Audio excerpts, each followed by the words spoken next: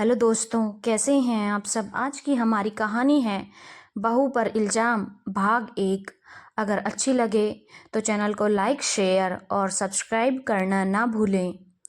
रमन जी के मित्र सतीश जी की दोनों किडनी फेल हो चुकी थी और वह अस्पताल में भर्ती थे।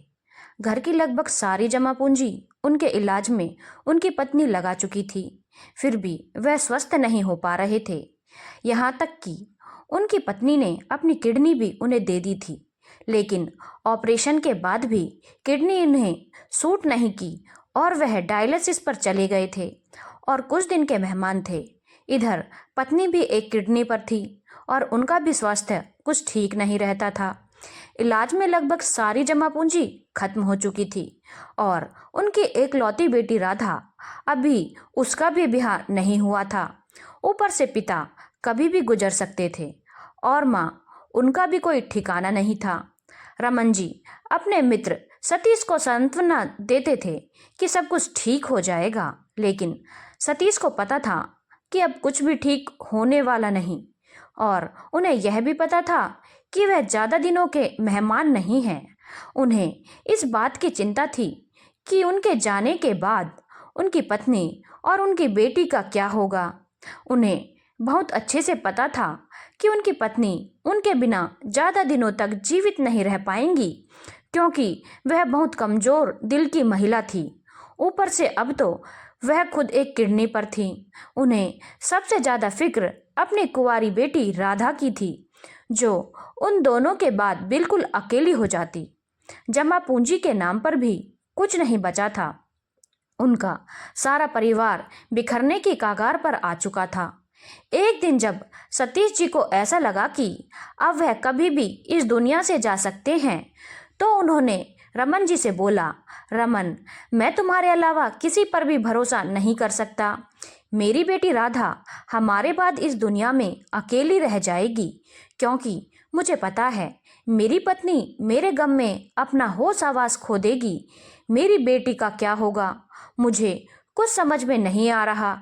तुम मेरे सच्चे मित्र हो, तुम्हारे ऊपर ही भरोसा कर सकता हूँ, क्योंकि तुम्हें पता है मेरे पास अब कुछ भी नहीं बचा है।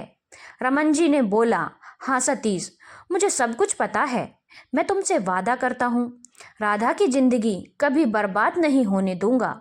मुझसे जो बन पड़ेगा मैं करूँगा, लेकिन तुम्हारे बाद राधा की जिंदगी कभी बर्बाद नहीं होगी, इतना तुमसे वादा है मेरा। रमन जी यह सारी बातें कर ही रहे थे कि सतीश जी ने अपनी आंखें मूंद ली और सब कुछ खत्म हो गया। राधा और उसकी माँ का रोग रोग कर बुरा हाल हो गया था कि अब उनका क्या होगा। खैर, जैसे तैसे सतीश जी की अंतिम क्रिया निपटा दी गई। राधा 12वीं में थी। रमन जी ने उसे अपनी पढ़ाई पर ध्यान देने के लिए कहा और किसी भी तरह की आर्थिक दिक्कत नहीं होने देने का वादा किया। राधा भी अपनी पढ़ाई मन लगाकर कर रही थी, लेकिन कुछ महीनों बाद ही, जैसा कि सतीश जी ने पहले ही अंदाजा लगाया था, राधा की माँ भी इस दुनिया से चली गई और राधा इस दुनिया में अकेली रह गई। उसे बिल्कुल होशो आवास नहीं था कि वह क्या करे। उसकी समझ में कुछ भी नहीं आ रहा था।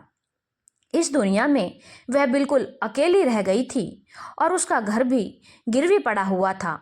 रमन जी को भी समझ में नहीं आ रहा था कि वह क्या करे, क्योंकि राधा अभी 18 वर्ष की भी नहीं हुई थी कि उसका कहीं विवाह किया जा सके और वह अकेले अपने घर में रहने लायक भी नहीं थी, क्योंकि कर्जा लेने वाले घर खाली करने का दबाव बना रहे थे। रमन जी ने पहले सोचा कि राधा को वह अपने घर में रख ले, लेकिन फिर सोचा कि ऐसे किसी और की बेटी को अपने घर में रखना समाज में कई तरह के सवाल उठाएगा। इसीलिए उन्होंने राधा को एक हॉस्टल में रखवा दिया और राधा ने वहीं से अपनी पढ़ाई शुरू कर दी। लेकिन हॉस्टल का माहौल भी कुछ अच्छा नहीं था और वहाँ की कुछ लड़कियाँ बहुत ही बदमाश थी और कुछ स्टाफ भी बहुत बदमाश थे। उन्हें पता चल चुका था कि राधा के माता पिता इस दुनिया में नहीं हैं और वह उसके साथ बदतमीजी करते थे। राधा इसकी शिकायत रमन जी से करती थी और बोलती थी, मुझे इस हॉस्टल में नहीं रहना, यहाँ कोई अच्छा नहीं है। रमन जी को बहुत अच्छे से पता था कि वह एक छोटा सा शहर है और वहाँ ज़्यादा हॉस्टल की सुविधा उपलब्ध नहीं है। इसीलिए उन्होंने अब एक बड़ा निर्णय ले लिया।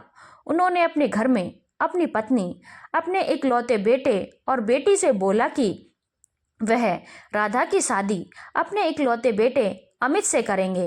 राधा 18 वर्ष की हो चुकी है और उसके पिता से उन्होंने वादा किया था कि वह राधा का ख्याल रखेंगे और उसका ख्याल रखने का एकमात्र तरीका अब उन्हें यही समझ में आ रहा था कि वह उसे अपने घर की बहू बनाकर अपने घर में ले आएं और यहीं से उसकी बाकी की पढ़ाई पूरी करवाएं ताकि वह सुरक्षित भी रह सके और उस पर किसी तरह की कोई उंगली भी ना उठे।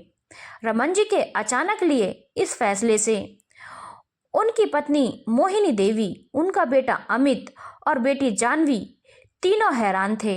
उन्होंने बोला, ऐसे कैसे आप अचानक राधा को अपने घर की बहू बना सकते हैं? वैसे भी अमित अभी सिर्फ 21 साल का हुआ है। इतनी जल्दी उसकी शादी?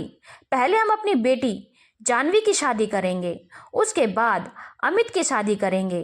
अमित ने भी बोला, हाँ पापा, मुझे अभी शादी नहीं करनी और राधा से तो बिल्कुल भी नहीं। आप मेरी जिंदगी का इतना बड़ा फैसला अचानक जल्दबाजी में कैसे ले सकते हैं? अभी तो मैंने शादी के बारे में सोचा भी नहीं है। जानवी ने भी बोला, पापा, आप ऐसे कैसे भाई की शादी अचानक से कर सकते हैं? अभी उसकी उम्र ही क्या हुई है, वह भी एक 18 साल की लड़की से जो कि मेरी हम उम्र है। क्या आप मेरी शादी इतनी कम उम्र में कर देंगे? रमन जी ने बोला, बेटा तुम सही बोल रही हो, लेकिन तुम्हारे और राधा की स्थिति में फर्क है। तुम अपने माता पिता के घर में सुरक्षित हो और तुम्हारे माता पिता तुम्हारी पढ़ाई पूरी हो जाने पर पूरी जांच पड़ताल के साथ तुम्हें विदा करेंगे। लेकिन राधा की परिस्थितियां भिन्न हैं और वह बाहर सुरक्षित नहीं है।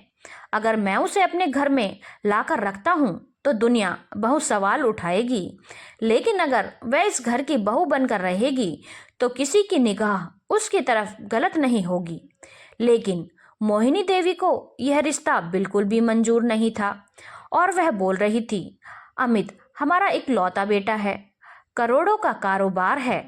हम लोगों का दहेज देकर हमारे बेटे को अपने घर का दामाद बनाने का इंतजार कर रहे हैं और ऐसे में ऐसे ही किसी लड़की को खाली हाथ अपने घर में अपनी बहू बनाकर ले आऊं, जबकि मुझे पता है मेरे बेटे को कितना दहेज मिल सकता है और मुझे यह भी पता है कि मैं अपनी बेटी को कितना दहेज देकर विदा करूंगी। तो फिर मैं ऐसी लड़की को अपने घर की बहू कैसे बनाऊं? आप उसकी शादी किसी और लड़के से करवा दीजिए। थोड़े बहुत पैसे लगाकर उसे अपने घर की बहू बनाने की क्या जरूरत है? लेकिन रमन जी अपनी बात पर अडिग थे। उनका कहना था, मेरे घर में रहेगी तो मेरी छत्र छाया में रहेगी और उसकी पढ़ाई भी पूरी हो जाएगी, क्योंकि अभी उसकी शादी की उम्र नहीं हुई है। कहीं और उसे ब्याह दिया तो पता नहीं उसके साथ क्या हो और मैं कुछ कर भी नहीं पाऊंगा। मैंने सतीश से वादा किया है और मैं अपना वादा निभाऊंगा। मेरा फैसला कभी नहीं बदलेगा। रमन जी ने अपना फैसला नहीं बदला और राधा उनकी बहू बनकर उनके घर में आ गई। अमित ने भी अपने पापा का फैसला स्वीकार कर लिया, क्योंकि शादी तो आज नहीं तो कल उसे करनी ही थी। ना चाहते हुए भी मोहिनी जी और जानवी को भी राधा को स्वीकार करना ही पड़ा। लेकिन राधा के साथ मोहिनी जी और जानवी का बर्ताव बिल्कुल भी अच्छा नहीं था। रमन जी यह सब कुछ देखते थे, लेकिन वह कुछ बोलते नहीं थे। उन्हें लगता था समय के साथ सब कुछ धीरे धीरे ठीक हो जाएगा। एकाएक लिए गए इस फैसले की वजह से मोहिनी जी और जानवी राधा को अपना नहीं पा रहे थे। रमन जी को तो इस बात की संतुष्टि थी कि अमित ने राधा को पूरी तरीके से अपना लिया था और उससे बहुत तमीज के साथ पेश आता था। कम से कम पति को अपनी पत्नी के सम्मान की चिंता थी और उन्हें पूरा यकीन था समय के साथ मोहिनी जी और जानवी भी सुधर जाएंगे। राधा अपने व्यवहार से उन्हें अपना बना ही लेगी। ऐसे ही करीब 1 महीने का वक्त बीत चुका था। एक दिन सुबह सुबह मोहिनी जी अपने कान के झुमके खोज रही थी, पर उनके झुमके कहीं पर नहीं मिले। पूरे घर में हंगामा मच गया कि मेरे कान के झुमके कहाँ गए, लेकिन झुमके को तो मिलना नहीं था और वह नहीं मिले। घर में काम करने वाली दाई, नौकर सबसे पता करने की कोशिश की गई, लेकिन सबने बोला हमें नहीं पता और वह लोग झुमके ले भी नहीं सकते, क्योंकि झुमके तिजोरी में रखे हुए थे और तिजोरी की चाबी तो मोहिनी जी हर वक्त अपने पास रखती थी। तो इतना आसान नहीं था तिजोरी को खोलकर झुमकों को निकालना। किसी को भी कुछ भी समझ में नहीं आया और बात दब गई। कुछ दिनों के बाद रमन जी ने दुकान के 1 लाख रुपए लाकर अपनी अलमारी में रखे थे, लेकिन कुछ दिन बाद जब वह पैसे निकालने के लिए गए तो पैसे वहां पर नहीं थे। फिर से घर में बहुत हंगामा मचा, लेकिन पैसे नहीं मिले। आज तक रमन जी के घर में इस तरह से चोरियां नहीं हुई थी, इसीलिए किसी को भी कुछ भी समझ में नहीं आ रहा था कि यह सब कुछ क्या हो रहा है। नौकर सालों से रमन जी के घर में काम कर रहे थे, पर कभी इस तरह की कोई घटना नहीं हुई थी। बस राधा ही एक ऐसी सदस्य थी जो इस घर में नई आई थी और उसके आने के बाद से ही यह सारी चोरियां शुरू हो गई थी। एक बारगी को रमन जी के मन में आया, कहीं राधा तो यह सब कुछ नहीं कर रही, लेकिन नहीं, उनका दिल इस बात को मानने को तैयार नहीं था। दिल ही दिल में सबके मन में यह बात आ रही थी कि राधा के आने के बाद से ही घर में चोरियां शुरू हुई हैं, जो कि पहले कभी नहीं हुई थी। लेकिन सामने से किसी की भी बोलने की हिम्मत नहीं थी और अमित के सामने तो बिल्कुल भी नहीं, क्योंकि अमित राधा से बहुत ही प्यार करता था और उसके खिलाफ कुछ नहीं सुन सकता था। रमन जी भी सोचते थे कि आखिर राधा को ऐसा करने की क्या जरूरत पड़ेगी, वह तो एक लौती बहू है इस घर की, सब कुछ तो उसे खुद ब खुद मिल ही जाएगा। खैर, इस बार भी बात आई गई हो गई। कुछ दिनों के बाद जानवी का बर्थडे था और जानवी ने काफी पहले ही बोल दिया था कि उसे इस बार अपने बर्थडे पर डायमंड के कंगन चाहिए, जो कि मोहिनी जी लेकर आई थी जानवी को सरप्राइज देने के लिए, और कंगन अपनी तिजोरी में रख दिए थे।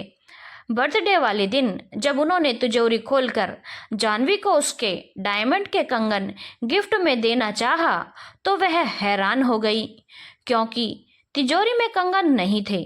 अब तो इसीलिए बहुत बड़ा हंगामा घर में हो गया। वह कंगन काफी महंगे थे और इस तरह से गायब हो गए। इस बार तो रमन जी भी अपने आपे से बाहर हो गए कि ऐसे कैसे घर में चोरियां होने लगी हैं। उनका दिल भी उन्हें कचोटने लगा कि कहीं उन्होंने अपने बेटे की शादी एक गलत लड़की से तो नहीं करवा दी। आखिर राधा को वह जानते ही कितना है।